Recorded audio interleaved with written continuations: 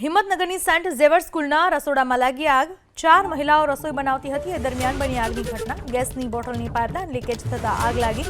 મહિલાઓ સમય સૂચકતા વાપરીને બહાર નીકળી જતા જાનહાનિ અટકી ગઈ। સ્કૂલ સત્તાધીશોએ ફાયરના સાધનોની મદદથી આગ બુઝાવી દીધી। આગને કાબૂમાં લેવા ફાયર બ્રિગેડની પણ મદદ લેવામાં આવી।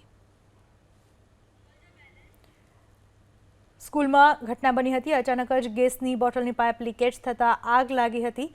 જો કે સમય સૂચકતા વાપરીને 4 મહિલાઓ જે ત્યાં હાજર હતી તે તરત જ બહાર નીકળી ગઈ, જેથી કોઈ પણ પ્રકારની જાનહાનિ નહોતી થઈ।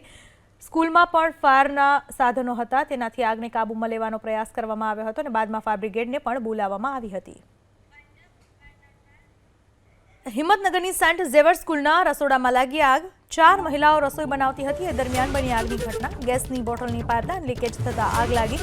મહિલાઓ સમય સૂચકતા વાપરીને બહાર નીકળી જતા જાનહાનિ અટકી ગઈ। સ્કૂલ સત્તાધીશોએ ફાયરના સાધનોની મદદથી આગ બુઝાવી દીધી। આગને કાબૂમાં લેવા ફાયર બ્રિગેડની પણ મદદ લેવામાં આવી।